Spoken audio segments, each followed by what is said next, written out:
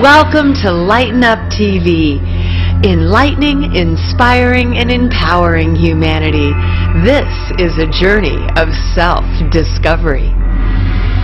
On this journey, we are in search of answers to the burning questions that have intrigued mankind for millennia. Who are we? Where did we come from? Why are we here? And where are we going? By merging scientific discoveries with spiritual revelations, we will explore the possibility that mind and matter are one and the same in a vibratory field of pure consciousness. What if this eternally expanding field of consciousness is of and from the same source? These revelations, that we may actually share one mind in a unified field that expands into the cosmos, has the potential to cause a powerful shift in the collective consciousness. On our fascinating journey, we will explore ancient legends, modern discoveries, and emerging truths about the spiraling creative forces that spun this creation into being. From spirituality to religion, superstring theory to the Big Bang, from gods and goddesses to angels and aliens, we will dive into the mysteries of creation. Are you ready to lighten up? Starring your host, Suzanne Ross, television personality and producer, inspirational author and speaker. She is a 5D truth seeker and spiritual pioneer on the front lines, raising the frequency of humanity. Through her shows, books, and events, she has dedicated her life to activating the matrix for global ascension.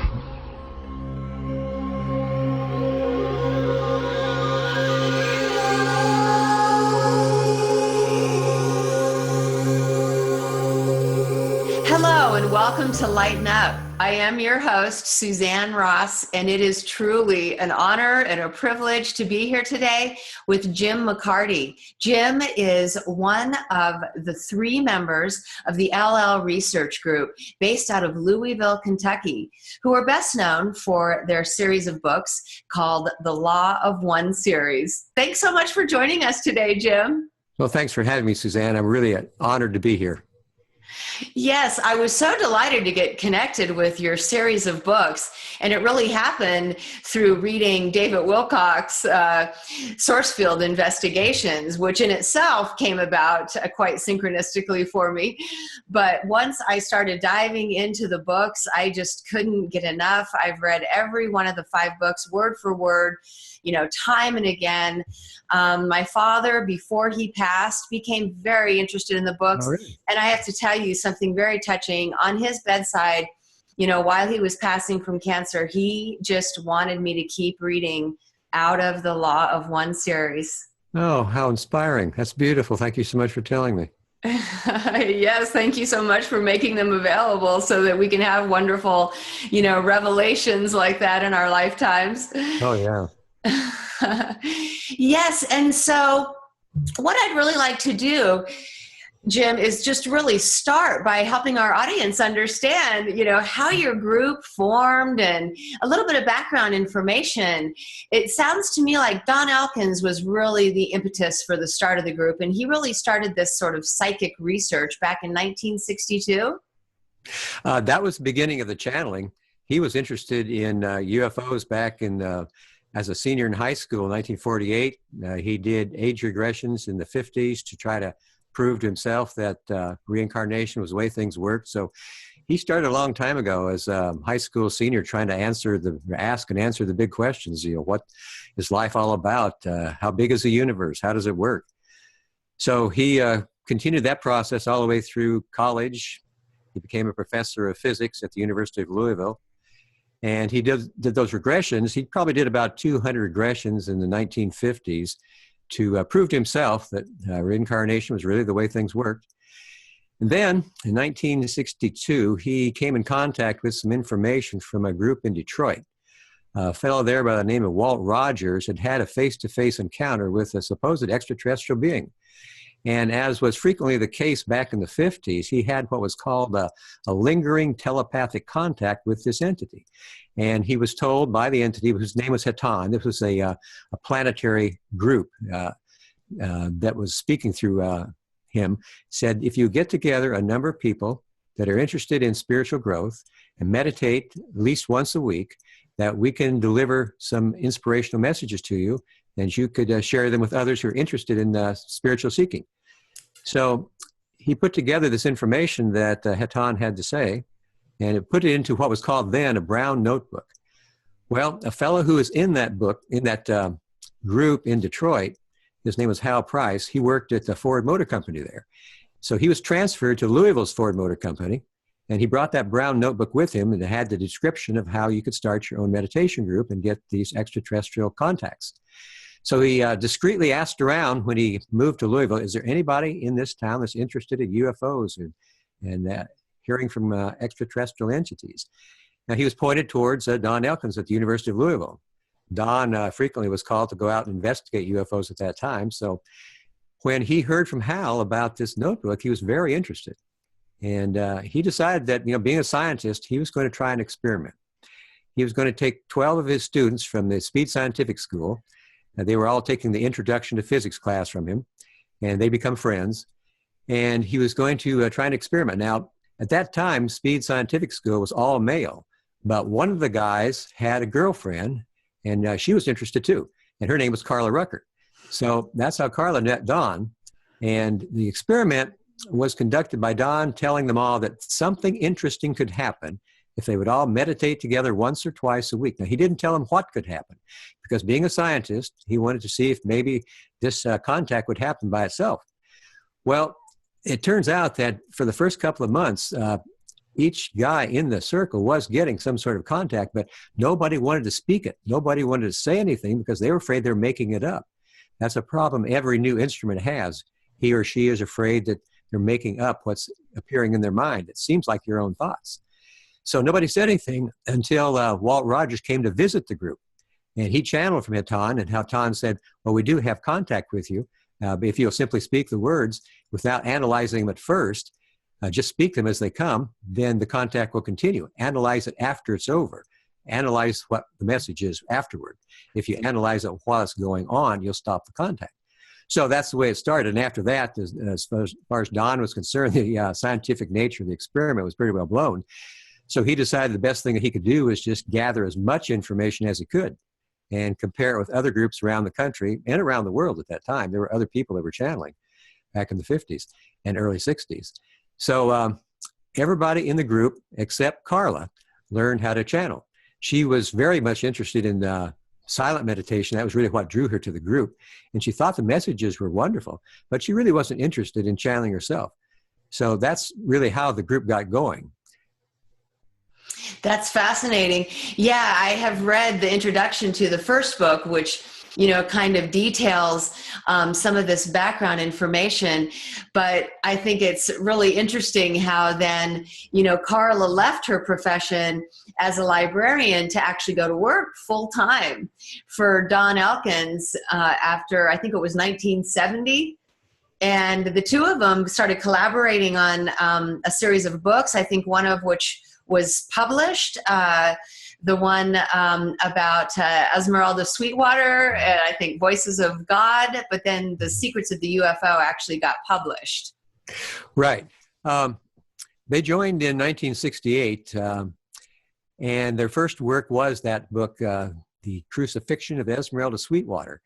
Now, that book was an interesting book in a couple of ways. The first one was how it was written.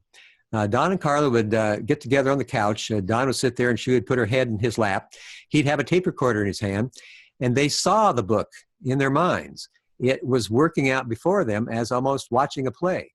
Don would concentrate upon the plot, and Carla would concentrate upon the characters, but they both saw the same things happening. So they wrote the book that way. The only thing they couldn't see in the same fashion as a movie was the ending of the book. By the title of the book, you can tell somebody has to die. Well, they couldn't figure out who it was going to be. The book had a lot of symbology as far as LR research goes. It was also very prophetic. At least a dozen different things that were mentioned in the book came true over the years.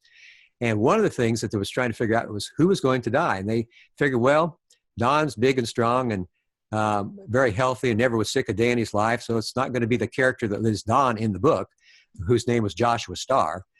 So it was probably going to be the character that Carla played, because Carla had a rather frail body and had arthritis all her life, and had a lot of problems with medical situations that she had programmed previous to the incarnation for certain reasons. So they chose Esmeralda, and Esmeralda died in the book.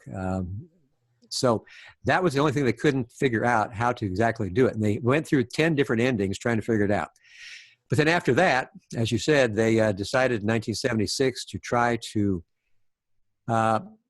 gather together all the information that Don had accumulated in his 25 years of research into UFOs. So Secrets of the UFO was the product of that 25 years worth of research.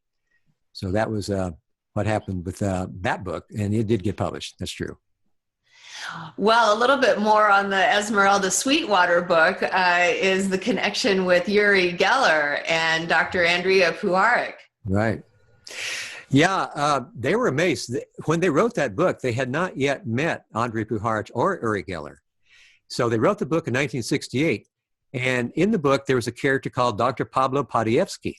And it turned out that this was Puharich, and that there was another character in there that was Joshua Starr was Don, and Esmeralda was Carla, and then I was Theodore Baer. And then there was another magician in there that was played, it was supposed to be Uri Geller. Well, in 1974, they had met Andrea Puharich. They discovered they were both interested in the same sorts of investigation, into contactee investigation and into channeling. So they were invited by Dr. Puharich to come up to upstate New York, to where he lived, and work with him a little bit while they were up there. In fact, they were considering moving there. Well, when they pulled up to his estate, they noticed it was a dead ringer for the house in their book, The Crucifixion of Esmeralda Sweetwater. So when Andrea came out to meet them and greet them, they exchanged greetings, and Carla said, Andrea, this house is exactly like the house in our book, but there's one thing different. There used to be peonies around your circle driveway. And Andrea says, oh yeah, I had those cut down 2 years ago. So that was 1972. In 1968, when they wrote the book, the peonies were there. So that was how they met Andrea and began working with him. And over the years, they had a number of experiences with Andrea and with Uri Geller as well. Fascinating experiences that proved to Don that such things as mental telepathy could be displayed not just by extraterrestrials contacting you, but Don and Uri had a very close contact where one of them could draw some sort of an image on a piece of paper and the other one could pick up what it was. And the most interesting thing I think that ever happened that connected those two was Don was flying a small airplane. He was a pilot. For a number of years, he flew for Eastern Airlines as a pilot for 727s. But whenever there was a report around the country of somebody that had a UFO sighting or an abduction, he would rent a plane at Bowman Field and take off, and he and Carla would go investigate it. She'd take notes, and he'd do the interview. Well, they were on one of those flights, and it was bad weather, and he was using his instruments. And the gyroscope, the artificial horizon went out. It malfunctioned. And when that happens, it's just like a flat tire. You can't fix that. So all of a sudden, about 15 minutes after that had happened, it was fixed. Something fixed the gyroscope. 5 days later, Don was in Las Vegas on one of his trips for Easter, and he met Uri at a hotel. And he came in the hotel room, and they started talking. And Don said, I had a very strange experience 5 days ago in my plane. Something happened to my artificial horizon. The gyroscope went out, but then it was fixed again. Uri got all excited. He said, oh, that manila envelope right next to you. Get that manila envelope. So Don picks up the manila envelope, and he looks at it, and in Uri's handwriting there is gyroscope out. And then he had a note made, energy left me. So energy would leave him when he fixed something. He could fix clocks or watches that weren't working right. He didn't even know what was happening. he just knew that at that time, they matched the time, it matched perfectly, same day, same hour, that Uri somehow fixed Don's gyroscope and the horizon was working again. So when Don landed at the airport in Evansville, Indiana, he showed it to the mechanic. He says, now you're not going to believe me, but this horizon was out and now it's fixed. And the mechanic says, you don't fix horizons. I'm sorry, that just couldn't have happened, but it did. That's remarkable evidence of telepathy between us humans here on the planet, right? Oh, definitely. That's a wonderful story. Yes, and so then it sounds to me like around this time, you were also fascinated by contact, and you joined some groups that were engaged in this, Jim. That's right. 1974 was a pivotal year for the three of us. We hadn't met yet, but that was the year that just about everybody from the original group had moved away. They were, started as college students when they started the contact, but they got jobs, they got married, they moved out of town, so only Don was left as a channel. So he looked at Carla and he says, free lunch is over, it's time to learn how to channel. So in that year, Carla learned how to channel, and Don teaching her how to channel. Well, actually, it was Hatan teaching Carla through Don. Don was channeling what she should do. So that's where Voices of the Confederation came from, a book that we just now finally put out after all these years from that particular experience of Carla learning how to channel from Don and from Hatan. Now, that same year, I moved from Nebraska to Kentucky, to the woods of central Kentucky. And at that time, there was the so-called Back to the Land movement, which was a lot of hippies from the city who had been to college and had their degrees, and now we're following Thoreau's dictum of simplify, simplify. Buy your own land, build your own house, raise your own food, homeschool your children. So I bought 132 acres of land in central Kentucky, and I proceeded to build a log cabin and live there for the next 6.5 years off the grid. But on May 30th, 1977, I had my little battery-powered radio on. I was listening to station WKQQ from Lexington, Kentucky. And they were interviewing Don and Carla on the topic of UFOs. And I was absolutely fascinated. I listened probably for about an hour and a half. And I was really hoping to meet them one day. But it took me about 8 months to actually meet them. At that time in central Kentucky, the Back to the Land movement had a number of food co-ops. People would get together, and whatever food they couldn't grow on their land, they would order from the Federation of Ohio River Co-ops in Columbus, Ohio. And we'd place our orders together, and we'd come in another week later when the order came and divide it up and take it home. Well, while we were dividing one order up, I was talking to these folks that lived on the other side of the same county that I lived in. I was saying, I've heard about some people in Louisville that do some channeling that I heard them on the radio last year. And they said, oh, Don and Carla, yeah, we're members of that group. We can introduce you. So I said, that's fine. That's just exactly what I've been hoping for. So that was how I met Don and Carla. For the next year, I would drive from my cabin in central Kentucky to Louisville on Sunday nights to join Don and Carla for their channeling meditations. So that was how we met. And the following summer, it was 1980, they decided to move from their small apartment that they'd been in for 12 years and having the channelings there. They moved out to the edge of town, a little town called Jeffersontown, which is just on the edge of Louisville. And they moved into this wonderful old house, probably built in the 1950s. It was one story, and it was built, oddly or coincidentally enough, in the shape of an L. So at both ends and in the middle, there was the bedroom. And I helped them move into it. It was on 6.5 acres of land. It was had a lot of trees and vines and flowers and bushes around it. It was just a beautiful house. And after helping them move, they invited me to join them, to become part of their group, because we'd gotten along really well. But I had been in contact with a group in Olympia, Washington, Cosmic Awareness Communications. Paul Shockley was a channel, and he was supposedly channeling from the same source Edgar Cayce did, the Akashic Records of the Planet. So I'd been on the mailing list for 5 years, and I had it in my mind that that was where I really wanted to go. So I thanked Don and Carla for inviting me, but I headed out that October of 1980 to, Paul lived in a little town out in Oregon, Yamhill. He would drive up to Olympia, Washington, do channeling for them twice a month, and then come back to where he lived in Yamhill. And they also had the Aquarian Church of Universal Service there that was made up of people that appreciated what Paul had to channel.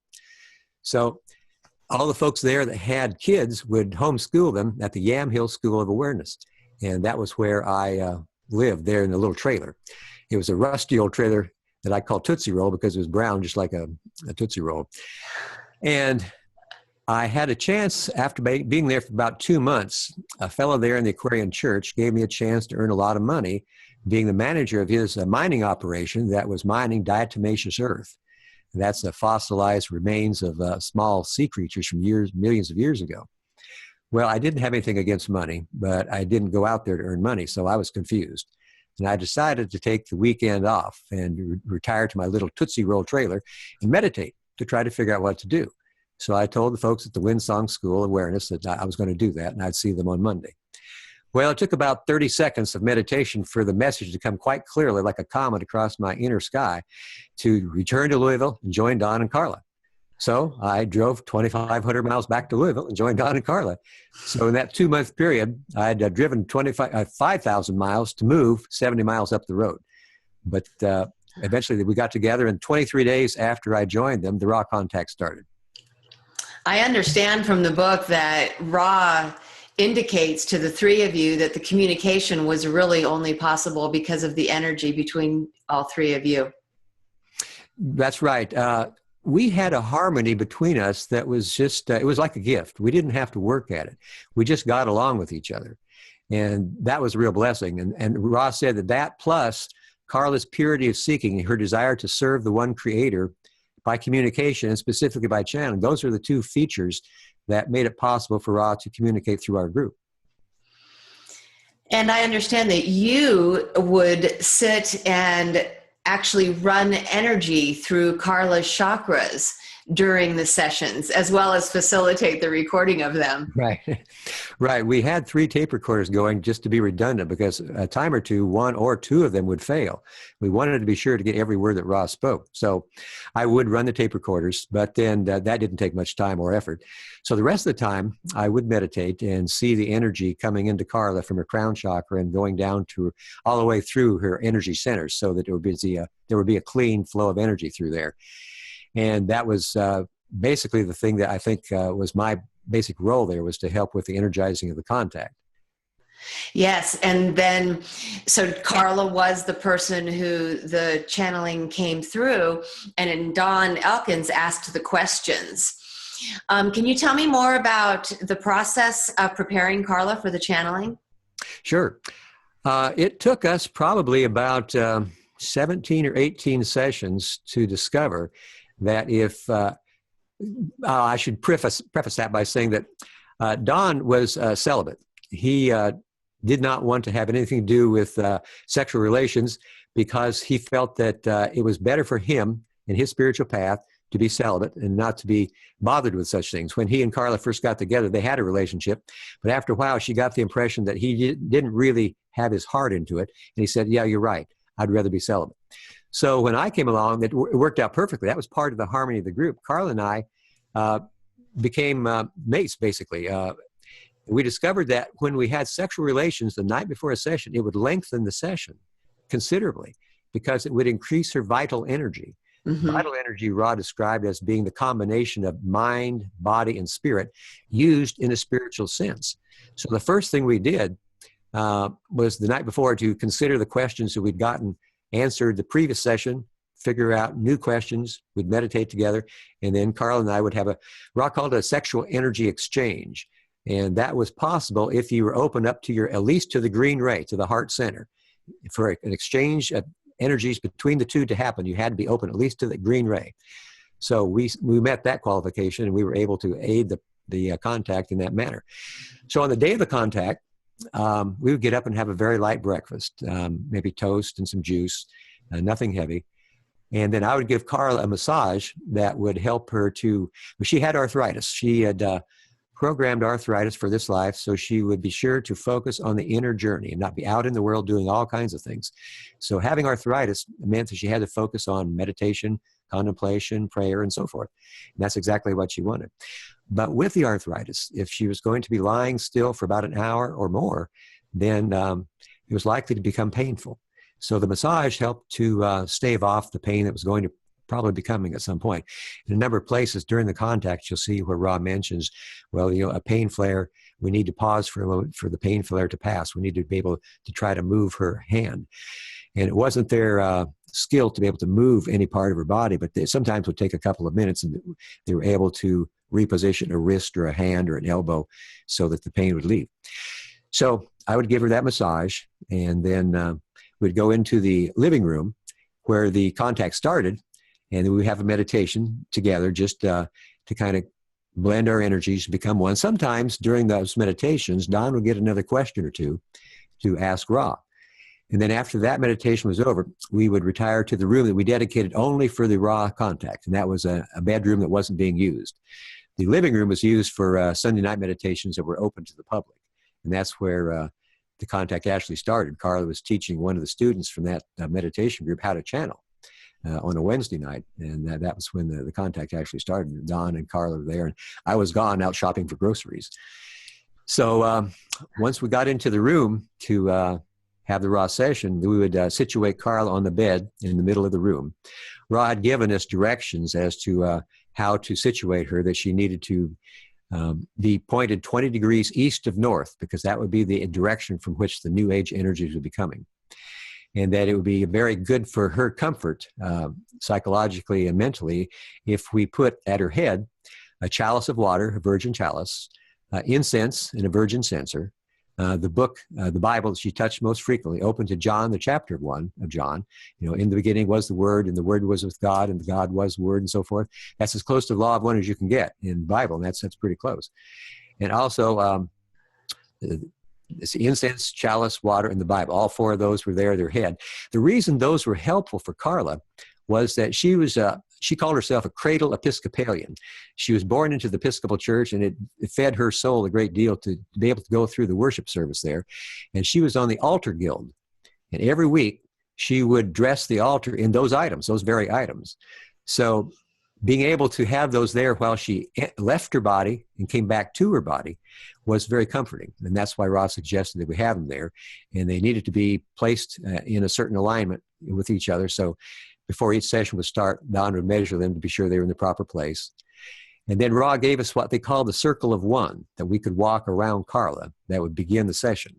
It would be a kind of a triggering session mechanism for Carla, for Don, and for me. And it was simply said, what is the law? The law is one. Why do we seek Ra? Ra is a messenger of the law of one. And rejoice then and purify this place in the law of one, that no thought from enter the circle, that we walked about this instrument, for the law is one. So after that, it would take about a minute or so before Ra would begin speaking through Carla. Now, as I said, Carla would leave her body, but Ra would not inhabit it. Ra would use it from, you would say, the inner planes of the planet. That's so interesting. And I can envision how, you would run energy from the crown chakra to the throat chakra, and actually through the, so I'll start that again. That's okay. I had to get a drink. Yeah, no worries, please. In fact, I think I'll do the same.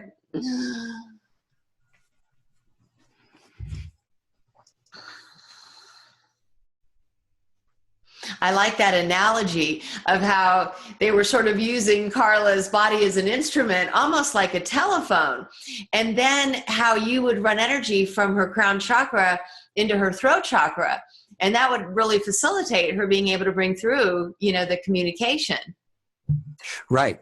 Ra hadn't really said anything about doing that, but it just came to me intuitively that it would be a good idea if I imaged that energy going through the body. Ra mentioned that anytime they entered anyone's body to do work, they always entered through the violet ray, through the crown chakra. And then they would go to whatever area they were working with. So with a channel like Carla, they'd be going to the blue ray of the throat. But I thought it would be a good idea if I ran the energy all the way through from the violet down through the red and out through the soles of her feet. And that way keep everything flowing smoothly. And it seemed to work just fine. They never complained about my practice. It sounds like following your intuition has served you well, my dear. It has indeed. I've been very blessed throughout my life to have this little voice inside of me that gives me an indication of which way to go. We all have access to that small voice. It serves me well too. I definitely check in with spirit in every morning and in the important decisions I make in life, and it's always directed me in the direction of my best interest. That's true. And it's available for everybody. Yes. So let's talk about the nature of Group Ra. Who are they? And, where are they from? What is their vibration? And why are they coming through? Well, Ra said that they were what we would call a group mind, what they called a social memory complex. On the planet right now, we have social complexes all over the place, but we haven't all pointed our seeking in one direction. If a planetary population is able to point itself in one direction, all decide to seek the Creator in the way of love and understanding, which is the fourth density, then they can become a social memory complex, which means they would have all the memories of every person in the society through every incarnation available for any use they might have for serving others. So it's a huge library of information. If you look at the Akashic record of planet Earth, that's basically the potential social memory complex of this planet. If we could all become as one and seek as one, then we would all have access to that record of memory. So Ra had been able to do that when they were on the planet Venus back billions of years ago. When they were at the third density level, they were able to, they say that each third density cycle is made up of 3 25,000-year cycles. And after that, then there's a graduation, which is where we are now. We're attempting to graduate. So it took them 3 cycles for about 6.5 million of their entities after the third final cycle to graduate into the fourth density. Now, they totally had 38 million on the planet. That meant that 32 million of them needed to go elsewhere in order to be able to graduate. That's happened a lot throughout the experience of the creation. Many entities on this planet have been on other planets attempting to learn these lessons of love and understanding and have not succeeded and have come here to Earth to try again. So Ra, the 6.5 million that were able to make it in the first 75,000 years, then became what we call the social memory complex Ra. And the others who were not able to make it that first year are still on the planet Venus, and they're in the fifth density. But Ra has moved to the sixth density, which they describe each creation as having the same as an octave of notes. They have 8 different densities. And the first density is made up of earth, wind, fire, and water. And these are the beginning of life. And they can evolve into the very basic life in the second density, where we have microbes and bacteria. And at the higher levels, we have plants and animals. And they have a mind and a body. We are in the third density. We have also a spirit. Well, as we move into the fourth density, we're total beings now. We have mind, body, and spirit. And the fourth density is the density of love and understanding. It's quite a bit longer, though. Our third density is only 75,000 years, which is an eye blink when you compare it to 30 million years for the fourth density. And in the fifth density, wisdom is added to the lessons, and it's 50 million years long. And Ra's density of the sixth density, which is an attempt to blend or balance love and wisdom, is 75 million years long. They say they're only 2.5 million years away from graduation into the seventh density, which is the travel back to the Creator, the density of foreverness. And it really hasn't got a length of time to it. It's where all of us bring our lessons we've learned, the fruits of our labors. See, the Creator seems to have made all of this infinite creation in order to know itself better. And through each of us making choices, because the Creator's given us free will, every choice we make is a gift to the Creator. The Creator knows more of itself in an infinite variety of ways, in more depth and more intensity. So we're all serving the Creator by learning the lessons we learn to move through the higher densities. So it's a symbiotic relationship for sure, because all of us are the Creator. There's nothing but the Creator in the universe. The Creator has made the universe out of itself so that it might know itself better. So as the seventh density is entered into and moved through, beings begin to coalesce once again into what Ra called the great central sun. So in the eighth density, it is both the end of this octave of densities and it's the beginning of the next octave of densities. So all the fruit of the lessons learned in this octave of being is used to make another octave of being that goes on. And this process apparently goes on infinitely. It's gone on infinitely, so that Ra says the Creator begins and ends in mystery. And in between, we have this great chance to serve the Creator by serving lessons that we learn, and going forward with all these lessons, learning to love, learning to be wise, learning to have the power to serve more effectively. So it's a wonderful relationship between the Creator, who is yearning to know us and to know itself. We are yearning to know the Creator and to know ourselves. So it's a lesson in learning and understanding all the way through the octave of densities. What motivates Group Ra to want to reach back and help out us third density beings here on this planet Earth? Well, it seems that once you get past the third density, it becomes very clear that the way to progress in your own learning is to help others that may not know as much as you, others that are calling for assistance. On this planet, apparently, we are calling very devoutly and very stringently. We need help, because we've been confused for so long. So many people have gone in so many different directions. There have been so many thousands of years of wars and degradations of the planet itself through pollution and so forth, that by that very lack of ignorance, that ignorance and lack of knowledge, we're calling for assistance. And Ra said it's just as if some part of their body would be calling for assistance, that there might be a scratch or a wound that would needs attention, and that they cannot ignore that the call is heard throughout the universe. Mm-hmm. That those who are willing and able and nearby, as Ra was, to be of assistance, that's the way all of these social memory complexes, all these group minds in the higher densities, this is the way they learn. They learn and grow by helping others that are not as far along as they are. It's sort of like each one teach one. And that's the way the progress of the consciousness and the expansion of consciousness seems to work. As a sixth density social memory complex, does Group Ra inhabit a particular planet? They were on Venus for a great measure of time, but they decided at one point that they could be of more service by leaving Venus and going to the sun. They mentioned that sixth density entities in their, what they call their reproductive action, which is what we would see as nuclear fusion, can produce light. And their offspring is light, which comes to this planet and is life-giving. That's why many in Egypt and in South America worship the sun, because they saw it as a source of light and life.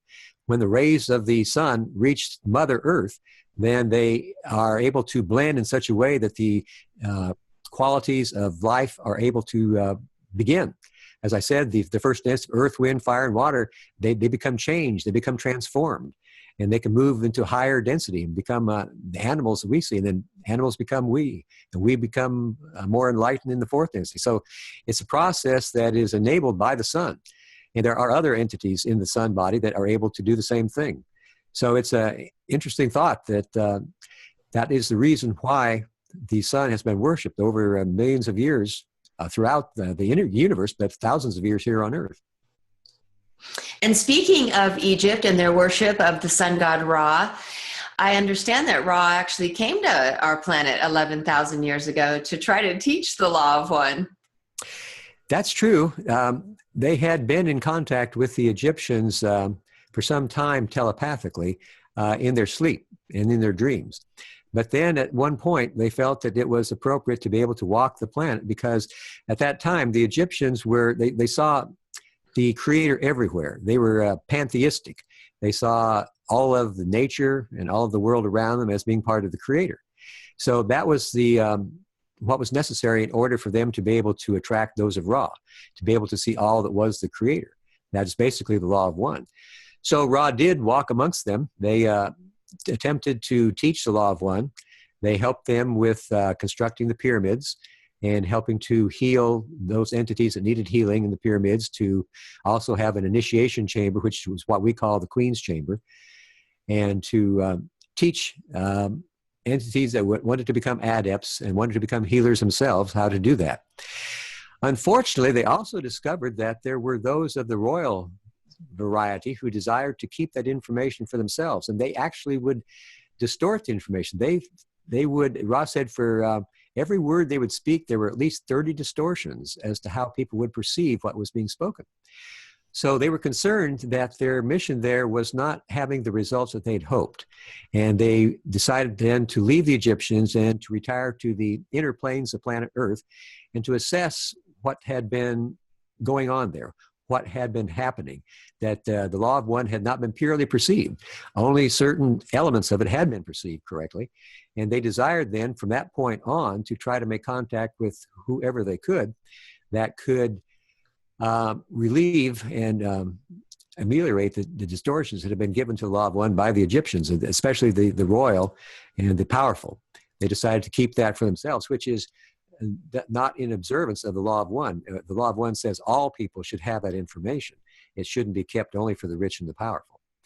So later on, about 3,500 years ago in the 18th dynasty, they were able to make contact telepathically with Akhenaten, who was able to decree the law of one as the law of Egypt at that time. Now, he retired to Amarna, which was a city that was built specifically to promulgate the law of one. He decreed it throughout the land, but his priests were still dyed-in-the-wool pantheists, and they didn't quite want to go along with it. But, you know, he was the pharaoh, so they gave it lip service only. As soon as Akhenaten passed from this incarnation, they quickly reverted to the old pantheistic ways and doing as they'd done before he was there. But at least Ra was able to make that contact. They felt that the telepathic contact was a much better way of communicating than the walking in person, because there were so many more distortions that were given to their teachings while they were in person than telepathically. So that's basically the reason they felt that a telepathic contact with our group would be much more efficient than any other type of contact. And it most certainly is. And the volumes of information that you three were able to bring through is just so fascinating on so many levels. And so I would like to focus on some of those topics that, you know, were particularly impactful for me and on my spiritual journey. I think, you know, starting with 75,000 years ago, it seems like that was sort of, you know, as a turning point for civilization on our planet. And I'd like to touch on that and talk about Yahweh and the Orion group. Okay, I need to take a little break here. Sure, sweetie. Yesterday I had a colonoscopy, and one of the side effects is I have to urinate a little more frequently than usual. So I'll be right back. Okay, I'll take a break too. Thanks, dear.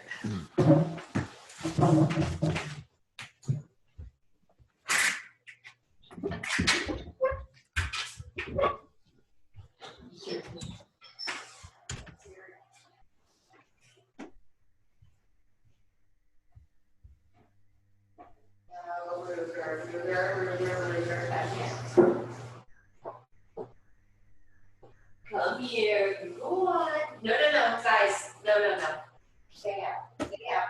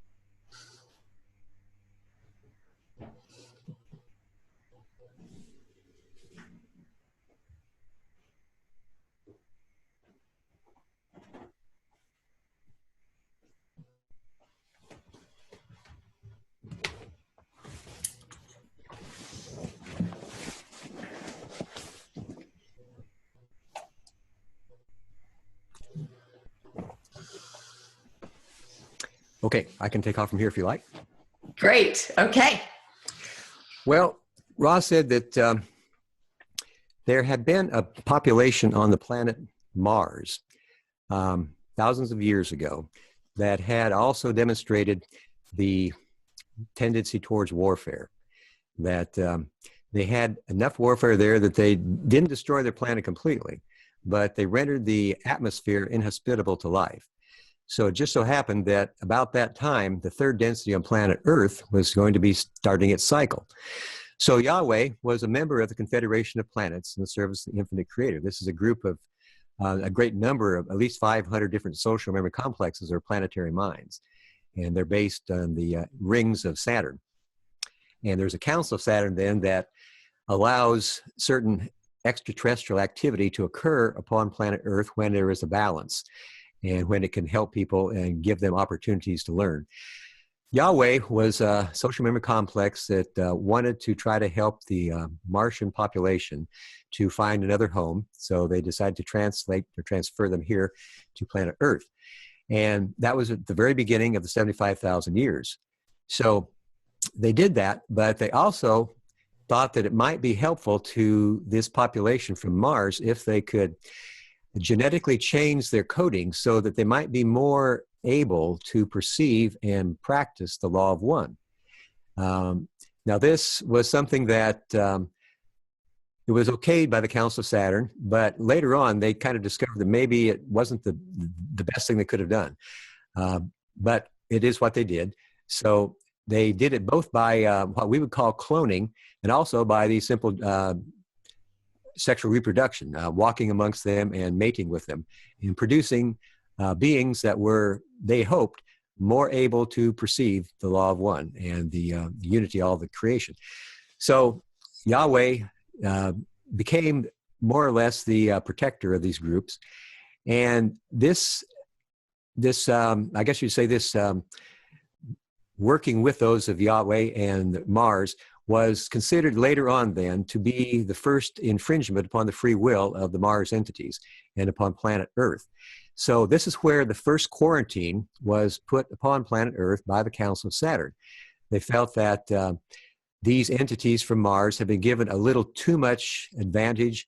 They had not necessarily used that advantage well, but they had too much of an advantage. So they wanted to have this quarantine that would require a balance to be achieved by both positively and negatively oriented entities that could then have contact with planet Earth. If there was any type of positive contact, which there was with Yahweh, they were positively oriented, then negatively oriented entities would also have the equal opportunity to make contact. Now, Ra speaks of how when you go through this choice-making density we have on planet Earth now, you can choose either to be of service to others or of service to self. The Creator blinks neither at the light nor the dark. There are entities that can progress a certain distance in the evolution of their own mind, body, spirit complexes on the negative path by controlling others and manipulating others, by separating themselves from others, and doing, well, following what Ra calls the path of that which is not, separation and control of others rather than unity and working with others and loving others. But they can only go so far. They don't make it past the mid of sixth density because at that point, you have to be able to see all other selves as the same as yourself and the same as the Creator. So at that point, they automatically switch polarities. But through the fourth, fifth, and into the sixth density, they are quite active, and they do exist. So other entities of a negative nature decided to take advantage of this opportunity for balancing that the Council of Saturn said was necessary in order to give everyone on Earth equal opportunity to choose either direction. Free will was paramount. It was necessary that free will be able to be exercised by every person. So negatively oriented entities decided to present themselves as Yahweh. They took the name Yahweh, and that is what you see in the Old Testament of the vengeance-filled God that says, do as I say, or I will destroy your cities, leave not one stone upon another. A lot of people are confused by what happens in the Old Testament there, and so they had their chosen people. They chose a certain people, and they decided that that would be their race, and that was the way negative polarity works. They choose an elite among a population on a planet, then they hope to be able to make the rest of the population follow that elite. And as that elite then is able to govern or rule the rest of the planet, then that power goes to the negative entities of an extraterrestrial origin. That's the way negativity works. If you look at the army or any large corporation, if unquestioned obedience to authority is negative polarity. So the privates, all the work they do gets up to the corporals, sergeants, lieutenants, captains, and further on up to the generals. The ones at the top end up with all the power. So that's basically the way that works. So the name Yahweh was taken by the negative entities and used in order to further their own ends of adding to their empire. These entities were from the constellation of Orion. Now, this isn't to say that the entire constellation is negative. It certainly is not. But there are planets within that constellation that are the home base for the negative-oriented entities. So when we were experiencing the psychic greetings, or what other people would call psychic attacks, the Orion group was behind that as well. So we found that it was necessary for anyone that was serving as an instrument to be able to challenge any contact that might want to speak through it in the name of whatever quality you feel is the most important in your own spiritual journey. Now, for Carla, she had experiences with Jesus when she was 2 years old. So she challenged always in the name of Jesus. Other people might challenge in the name of love, in the name of service to others, in the name of the Christ consciousness. You have to figure out what it is if you're going to be a channel or an instrument that you challenged in, so that the negative entities do not take your light. Because when you produce light, as you do when you channel, then that is seen on the inner planes as a power. And the negative entities want that power. So that was basically what was happening when Yahweh took that name and decided to, or the negative entities decided to take the name Yahweh and use it for themselves. So can you clarify the actual nature of the true Yahweh?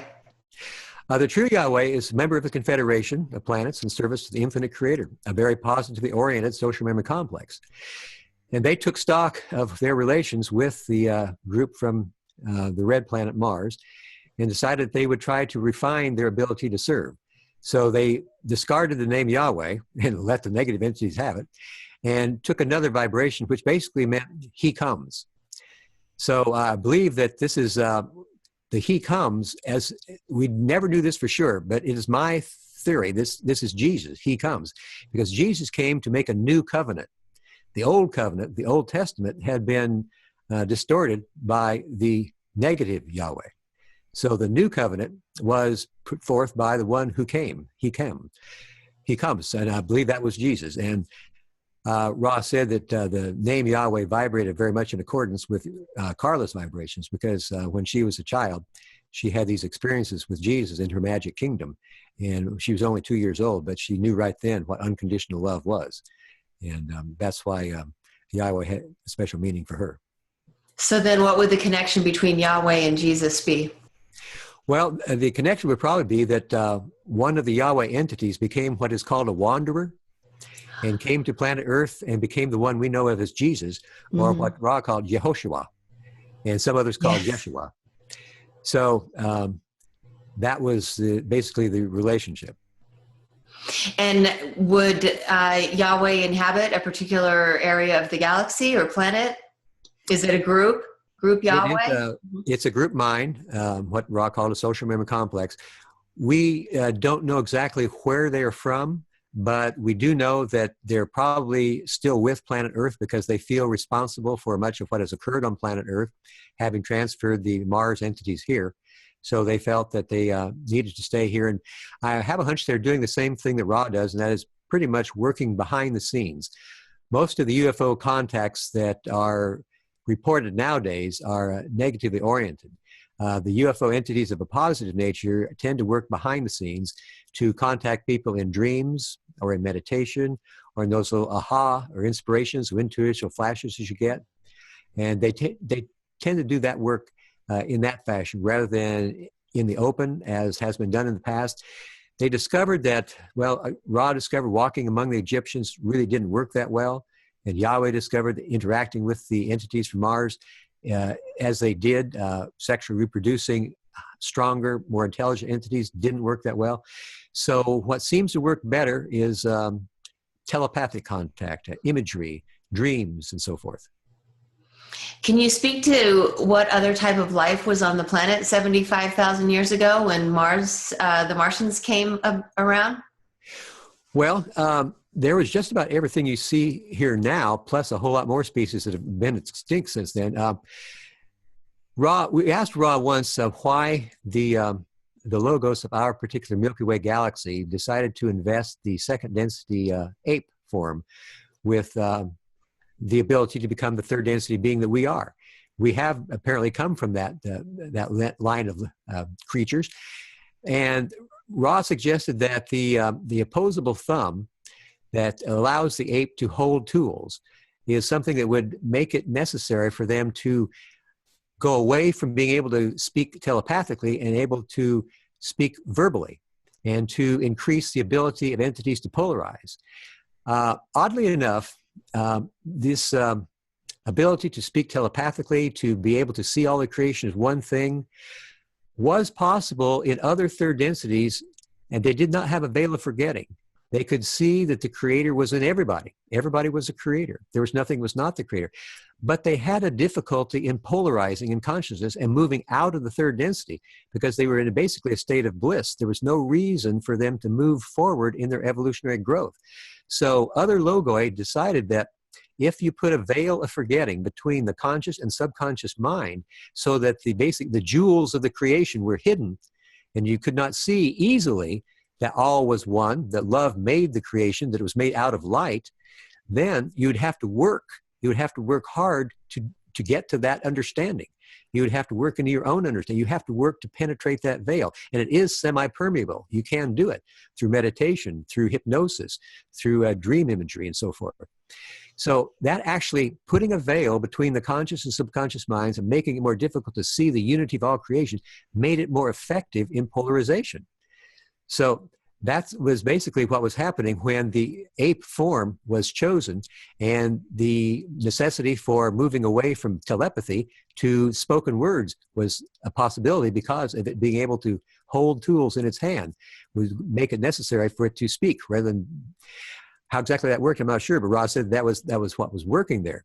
So that would allow us as the descendants of the ape form to be able to have a more effective polarization in our own consciousness, because we would have to work to discover those concepts of unity, of love, of light, that bring us all together as one being.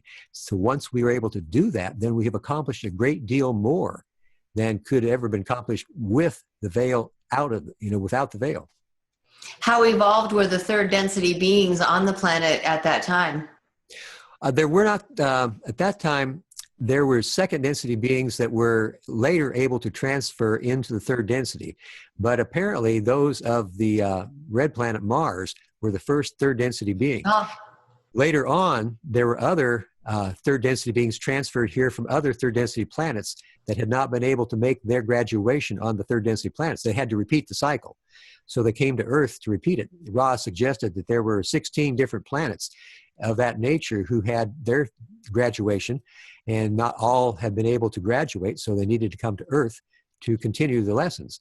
So there's at least 16 different planets that have given their population to Earth, which is probably one reason why we're all so various. We have a lot of different types of cultures, and probably another reason why we have not gotten together more easily as a planetary consciousness, because it's easy to stay with the racial memory of what you vaguely remember from those other third density days on another third density planet.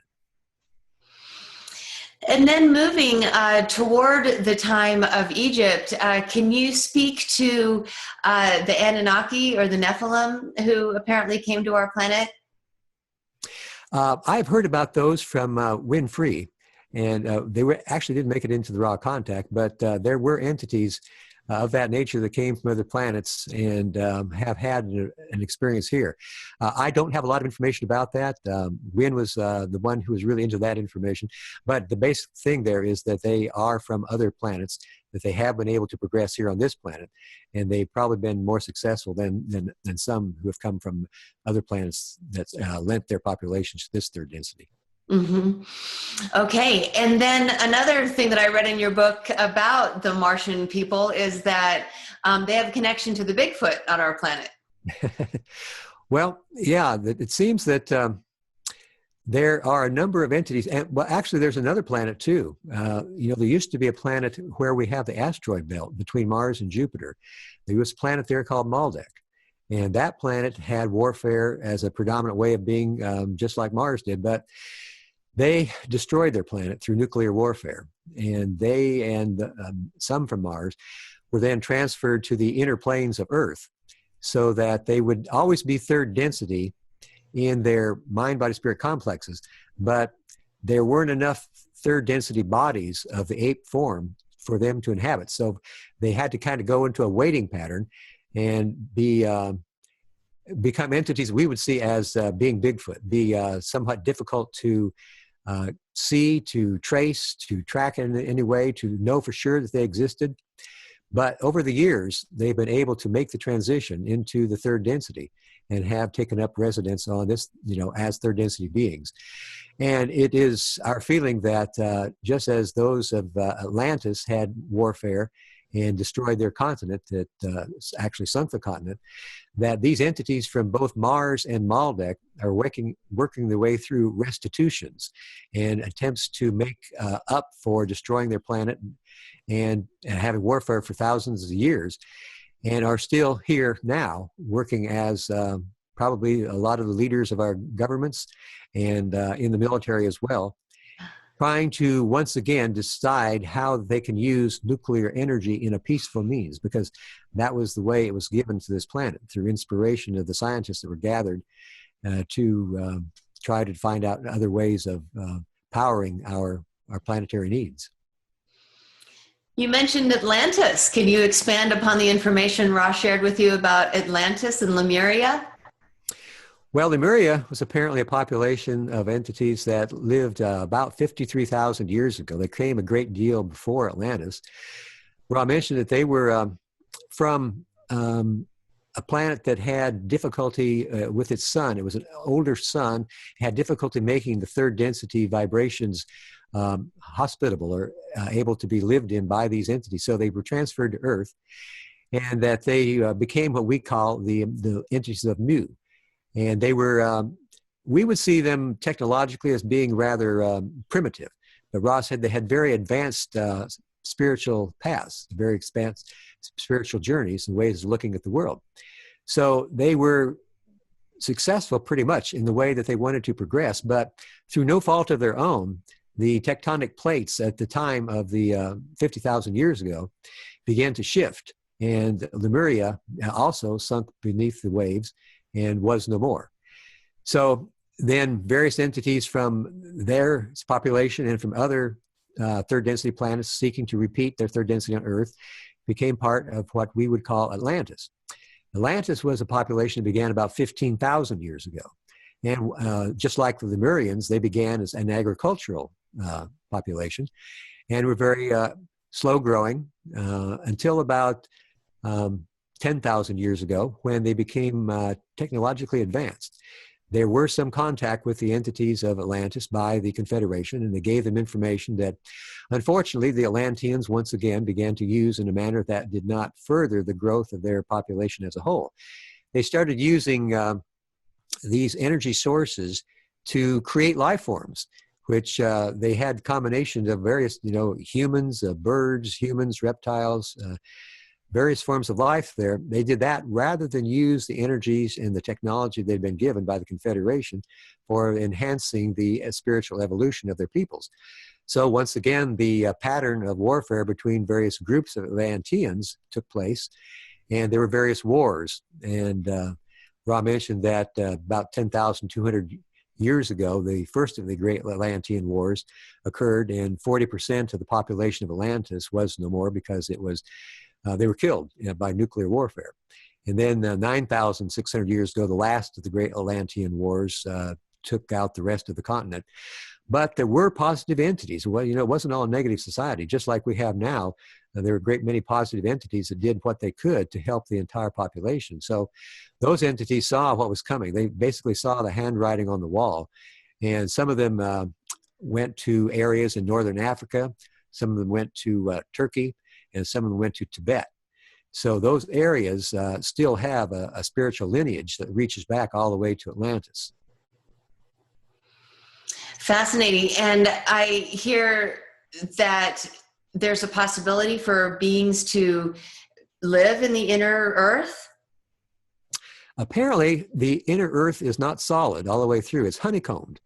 And Ra mentioned that there had been societies and civilizations that did live there, and that actually one of the six density entities or group entities that came with Ra about 10 and 11,000 years ago helped to build these, what are called the lost cities, down in the area of South America. That there are cities there that were inhabited, and Ra even mentioned that there have been some graduates that from planet Earth, entities that were in those cities that have been able to graduate to the fourth density, and they are also members of this confederation of planets in the service of the infinite creator. So they said at the time that we were in contact with Ra that those entities were no longer in those cities, that those cities were used by basically both positively and negatively oriented extraterrestrials for housing their craft. So that those cities are still being used, but that was 36 years ago now. That things may have changed. There may be entities down there now that have decided, have found those cities. I don't know. I haven't heard anybody say that, but 36 years ago, there were no third density entities there. I've read some literature that Lemurians are living in the inner plane, and these would be surviving Lemurians who fled to the inner Earth at the time of their continent's destruction. Right, and they apparently were successful in their polarization. They may have gone on. Yes, okay. Very interesting. Yes, and then, naturally, I'd like to talk about Egypt and, the influence they had there. And it sounds to me like really was Amun-Ra one of the more significant figures? How would they have been remembered by the Egyptians and maybe talked about in the Egyptian pyramid texts?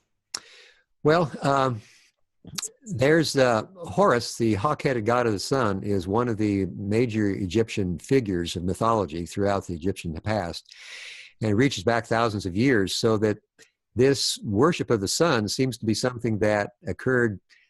Well, Ra said their first contact with the Egyptians was 18,000 years ago. So they were able to see the Egyptians then. The Egyptians were able to see their craft, because as far as the Egyptians were concerned, the world was filled with very many wondrous things and miraculous things. So seeing a UFO in the air did not surprise them at all. But they didn't land then. Ra waited for 11,000 years ago to make their landing. But they were attracted by the basic seeking of the Egyptians, Amun-Ra and various others, Amenhotep, and well, most of the powerful of the elite of that time were involved in some sort of worship of the sun. So this basic quality of worshiping the sun is something that Ra was aware of and was hoping to be able to respond to in a way which they eventually did with Egyptians 11,000 years ago. But then I think they thought that the contact they had with Akhenaten was probably the most promising of the contacts, because it was telepathic, and for a while, the law of one was the actual law of Egypt. But I think the Egyptians throughout history have been able to see the creator in all things through their pantheistic worship in a way that was eventually able to get those of Ra to come to them and to attempt to teach them the law of one. And it seems like, they talked about gods who walked among them, and also gods who mated with the humans and created demigods, and that all seemed very prevalent in their literature. In their literature, and if you go back into the Genesis of the Bible, yes, that it's mentioned there that the entities walked among the earth, and they mated with they mated with people that are already on the earth. You wonder, well, now, who are they mating with? Who is this? And it has to be Yahweh at that time. And if you look at, Ross said at the beginning of the 75,000 year period, the average lifespan for the human being on planet Earth was roughly 900 years, which today sounds totally outrageous. But if you look at the book of Genesis, they talk about the beings there that lived 930 years, 875 years, 910 years. So that tells me that the book of Genesis is a very old book. And I wonder exactly where it comes from. We never asked Ra that. But Ra did say that by the end of the first 25,000 year cycle, the lifespan had been reduced to 700 years. And eventually, by the third cycle, it's down to about 100 years. And the reason for that was because that the chances for growth were not being taken advantage of, that there was too much disharmony on the planet, and that there was only so much disharmony that was possible to take in an incarnation, so that incarnations had to be shortened so that this disharmony could be handled, hopefully. And the time period between incarnations then could be used to plan more learning in future incarnations. But if you look at the beginning of the cycle of 75,000 years ago, lifetimes were 900 years, apparently. And all of that lineage is traced throughout Genesis. They go through a very exhaustive listing of all who begat whom and who begat whom, all the way through hundreds of those. So that's a fascinating part that not only is in the Egyptian literature, but in the Christian mythology and in the Jewish mythology as well, because basically the Old Testament, if you look at the Jewish Torah, that's basically the Old Testament. And in the Islamic traditions, if you look at the Quran, it has much of the Old Testament in it as well, with the same sorts of information. So all of these cultures are drawing from the experience of the first 25,000 years that occurred on planet Earth with extraterrestrial entities mating with the population of Earth. And it seems like talk about giants walking among them as well.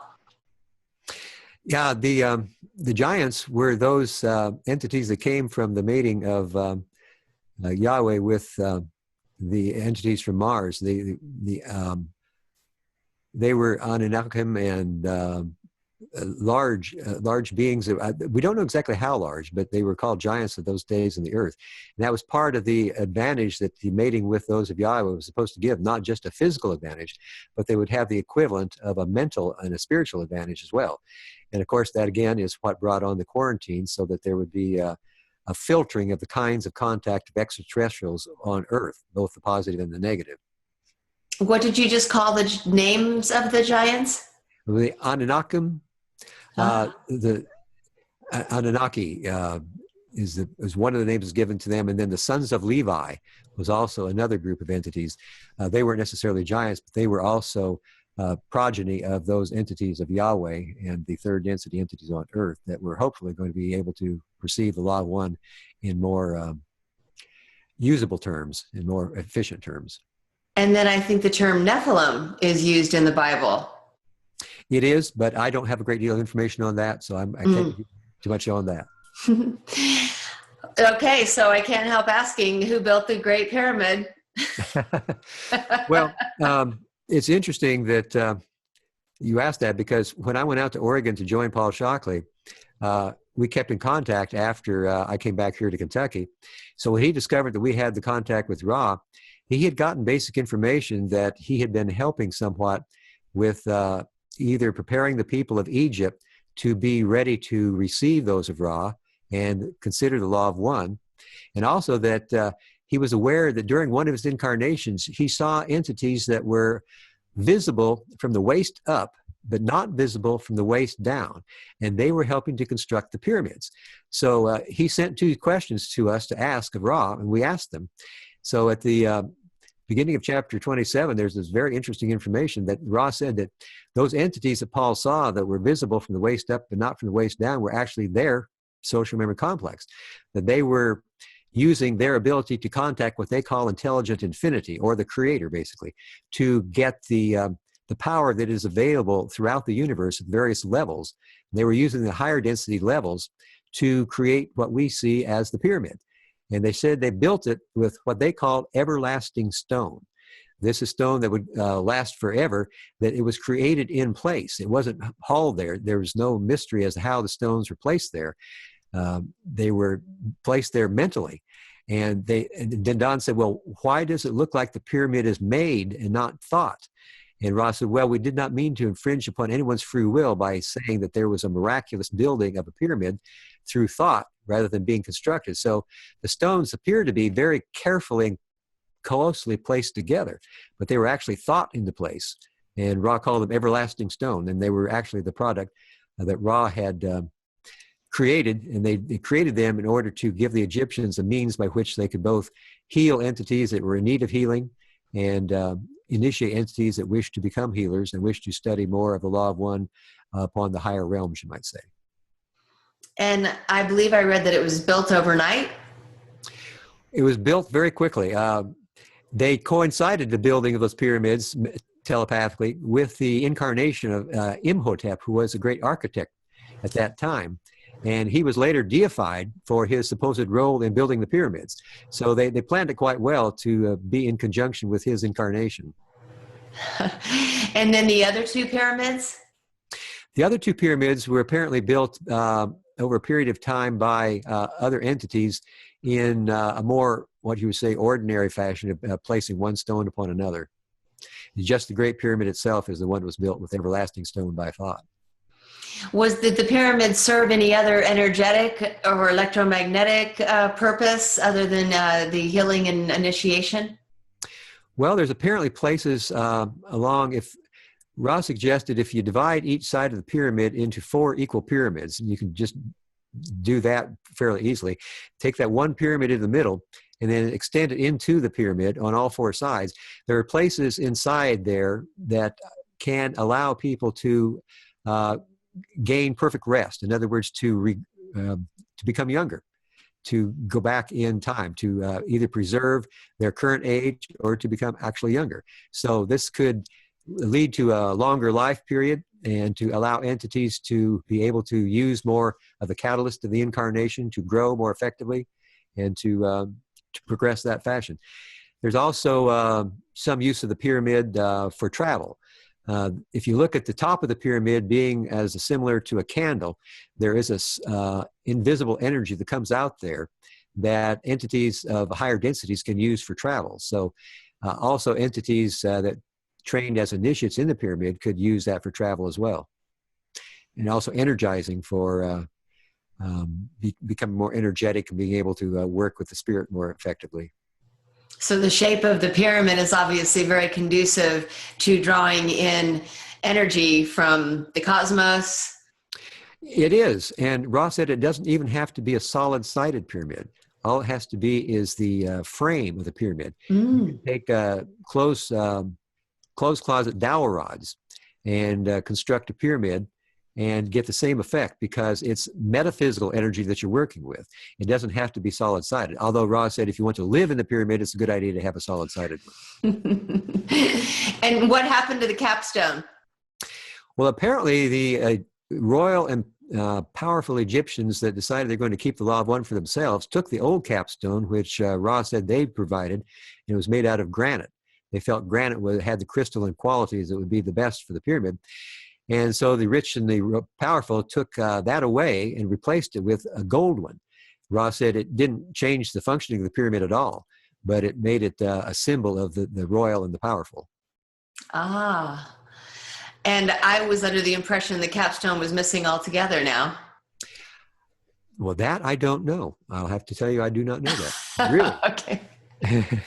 I would say that'd be quite a feat for somebody to steal the capstone. Yeah. I'm going to have to take another break. I'm going to have to take another break too. And okay, so we're going to go for about another 15 minutes. Is that okay with you? Sure. Okay, excellent. So, moving forward from Egypt. Okay, so I've got to take another break here. Oh, that's fine, sweetie. Yeah.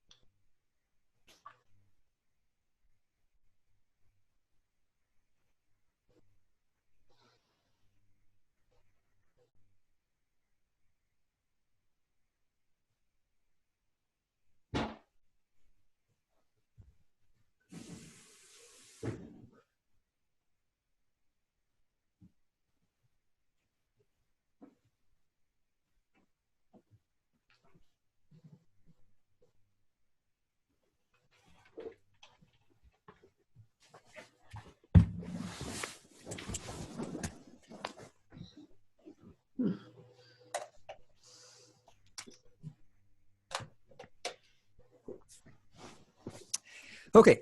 You're doing such a wonderful job, Jim. You're so incredibly well-versed on everything. And, this information is just so valuable to humanity. So thank you so much. Well, it's certainly a pleasure to be able to be here and talk to you. Aw. So what I wanted to do is, kind of move from Egypt, into maybe Greece, and then, just kind of into more modern civilization. And then, we'll kind of wrap it up by talking about, where we're at now. And, obviously the next time we speak, we'll talk about, the harvest, but, what you can do, to prepare for the harvest. And then we can get into some of the more spiritual principles as far as like working with the rays and the chakras and, meditation and the law of one and the law of love, and such like that. Does that sound good? Sure. Sounds really good. Okay. Okay, moving out of Egypt and into more modern times, if you will, I'd like to talk about Greece and, some of the amazing gods and goddesses of the, Greek mythology. Did you receive some information about that from Ra? No, actually, we did not receive that information, but I have a hunch that the gods and goddesses at that time were probably extraterrestrials of one nature or another. Because apparently the Greeks, the one mention we got from Ra was that they had some teachings of the law of one that were very prominent in that time period. The one was Heraclitus and Plotinus and Euripides, all were teaching the law of one. And that was probably about 2,000 or 3,000 years ago. So it's much more modern. And I guess that would be called the golden age of Greece. And speaking of ages, I'd like to touch on, the common amongst the metaphysical community about the yugas and, these ages that we go through, from ages of enlightenment to the dark ages. Do you have insight about that? Well, I've understood that some of the yugas are shorter in time period, about 2,500 years, and that we're in the last one now. And that this is basically the information that comes from the Hindu teachers of the Far East that have been very well versed in these areas for a long time. They're probably the spiritual grandparents of our planet.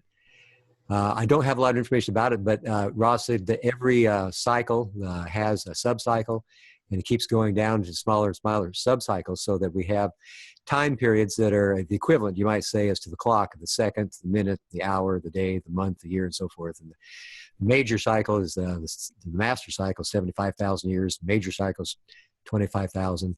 And the yugas, I believe, are 2,500. Other than that, I don't have information.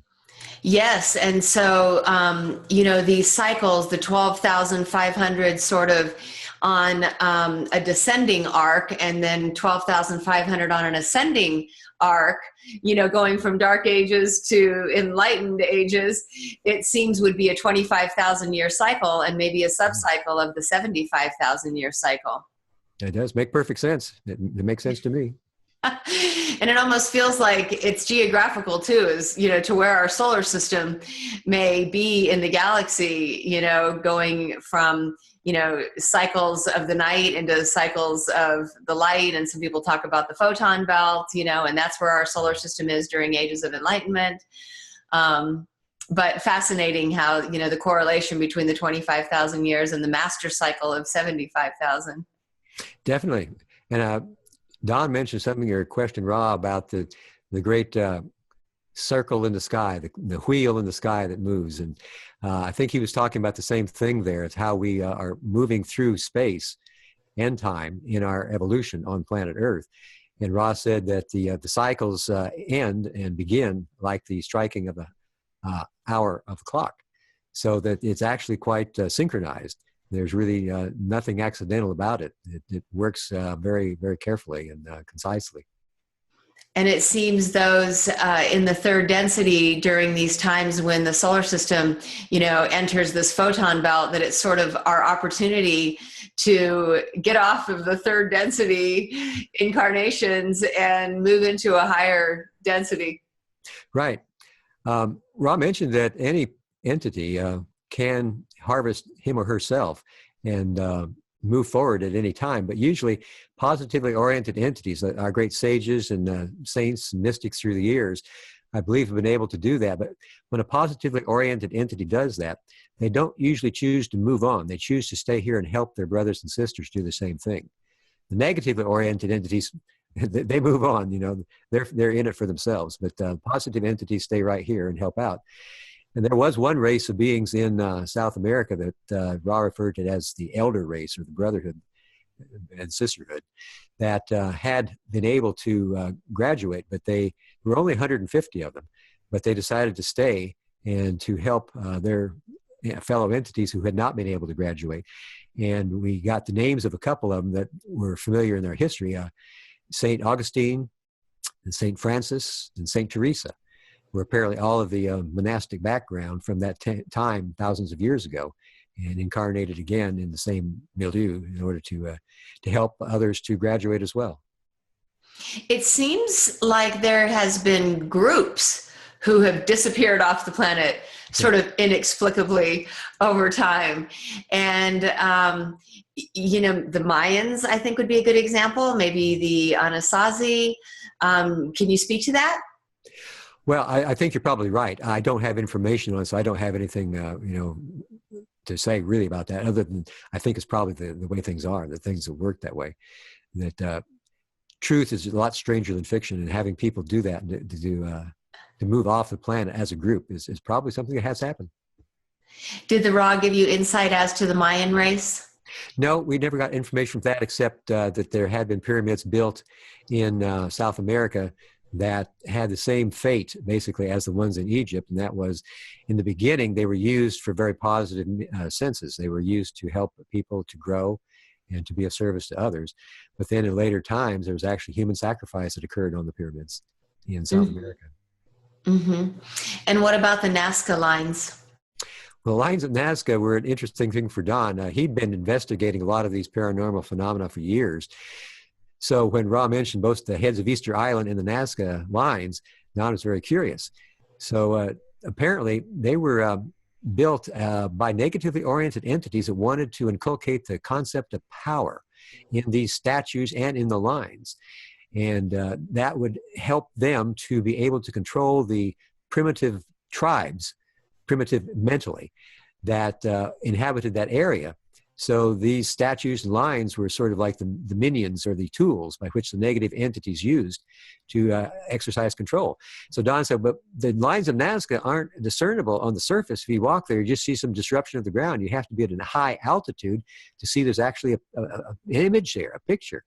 And Ross suggested, well, they were built 60,000 years ago, so there's a lot of erosion that took place. So now that they're just a shadow of what they were then. But at 60,000 years ago, they were quite powerful hills and mountains. So you talked about the Easter Island figures, and what about Stonehenge? Stonehenge, we didn't get any information on, but that's fascinating. Carl and I visited Stonehenge in 2004, and really felt the energy of the area. It felt very positive to us. It felt like this was ancient human civilization that was making contact with energies that were quite powerful and quite still apparent. And I would like to know a whole lot more about it, but we didn't ask her about that. And so let's go back to how, you know, when our solar system enters the photon belt or moves into an age of enlightenment, that, you know, or even the end of a cycle, that these times would be an opportunity for, you know, a large percentage of the population to move into a higher vibrational frequency, to move into a higher density. And so you refer to this in the book as a harvesting. Can you expand upon the concept? And then in our next discussion, you know, we'll expound on that more. Well, the harvesting is kind of the final product, you might say, of the 75,000 years of experience that each mind, body, spirit complex, each person has on planet Earth. We're all here to learn certain lessons. Here we're trying to use our self-consciousness to learn the lessons of love. We're trying to learn how to love each other, love ourselves, and to love the Creator, and to see that each person is the Creator. We enter into a number of incarnations, hundreds, perhaps thousands, on this planet and other planets. And each time we attempt to learn a little bit more of these lessons that show us more of the nature of the creation. So we have our various energy centers, the red through the violet. And since we're on the third density planet, we pretty much have an easier access to the red, orange, and the yellow. Those three lower centers are what we start from here. This is sort of our beginning place. We have the opportunity then to attempt during a lifetime, and now we're at the end of this cycle, we have the chance to move into the heart center, into the green ray energy center. And this is something that is not that easy for a lot of people to do, but we find that there are more and more people now that are able to, I guess you'd say, take advantage of the wide spots in the road. You look at the photon belt or any sort of meteor showers, or you look at your astrological forecast, you look at your biological rhythms. There are certain places that are wide spots in the road that maybe there's a little easier to move there, maybe that you can make a little more progress there. But eventually, everyone becomes a spiritual seeker of one kind or another. And the conscious spiritual seeker who knows he or she is a spiritual seeker is the one who's very likely going to be able to make progress, whether it's a wide spot in the road or a narrow spot in the road, because they are aware of the overall process, the process of using the daily experiences that come your way, the people you meet, how you interchange energies. All of those experiences are opportunities for you to produce gold. It's the alchemical process of producing love from what seems to be maybe disharmony, maybe disagreement, maybe anger, maybe confusion. All of these experiences that seem to be negative or seem to be confusing all offer the opportunity for the spiritual seeker to process it, to use the catalyst, to think about it, to ponder it in the heart, to put it in practice in daily life experience, and to make experience out of it, to make it something that you can rely upon, you can use again in the future. So as we continue processing our catalyst and responding to all catalysts with love, then we continue growing in a way that we will be able to go into the fourth density of love and understanding. Ra said that if we are able to take 51% of our thoughts, our words, and our actions and turn just 51% in service to others, we are harvestable. We can graduate. Now, that doesn't seem like it's too tough. That's just 1% more than, for the other guy. So if we can do that, if we can be 51% successful in processing our catalyst and giving love instead of anger, giving love instead of confusion, making love what we are looking for and the way we look at the world, if we can look at the world through the lens of love, then we're doing what Ra said is always possible. We have love in every moment. That's the great secret here on the planet. Love exists everywhere, every moment. It's our job to try to find it. And if we can't find it, then produce it ourselves. So by doing that, we open our hearts to others around us. We open our hearts to the Creator. We open our hearts to the creation itself. We open our hearts to ourselves. We have to love everybody, ourselves included. But this whole process is a process of growing and maturing as spiritual beings so that eventually we can make the harvest. And Earth, apparently, as negative as it seems right now, Ra says it's going to become a fourth density positive planet. That population is able to find love in the moment 51% of the time, will create a social memory complex. They'll create a group mind here on Earth. And that will be what the population of Earth then will become. And there will be many others from other locations around the universe that will come here, because it looks like right now that the population will be a small population, but there is always the possibility. Ra said, could your population polarize in one fine, strong moment of inspiration and everybody become positive? Ra said, it's not probable, but it is ever possible. So I think there's still a lot of people that are working for that end. People on the inner planes, people here in the third density, we're all working to get everybody into the fourth density. Whether you're seeming positive or seeming negative, everybody in. That was Carla's thought. Everybody in. Yes, and speaking of Carla, I had the distinct pleasure to interview her a few years ago. and such a delightful being, and bless her dear, precious, beloved, departed soul. You know, part of the reason for doing this interview is certainly to honor her and to honor Don.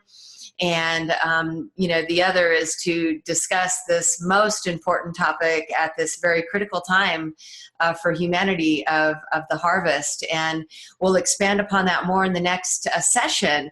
I also want to talk more about the other books, and the couple of books that, you know, Carla offered, Living the Law of One and The Choice.